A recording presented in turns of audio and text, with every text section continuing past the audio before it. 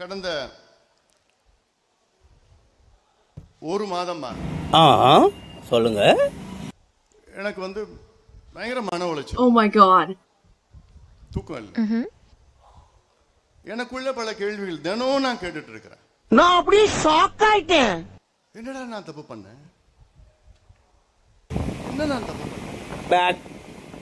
தூங்குறதுக்கு முன்னாடி இதுதான் எனக்கு மனசுல படும். தூங்கி எழுந்த உடனே எனக்கு ஒரு கேள்வி, என்ன நான் தப்பு பண்ணேன்? ஏய், என்னை வச்சு ஒன்னும் காமெடி கிமெடி பண்ணலையே. ஏன் நான் மாற்றப்பட்டேன்? எனக்கு தெரிஞ்சு எனக்கு தெரியல என்ன நான் தப்பு பண்ண, எனக்கு தெரியல. ஒரு மாசமா ரொம்ப மன உளைச்சல் நான் இருக்கிறேன்.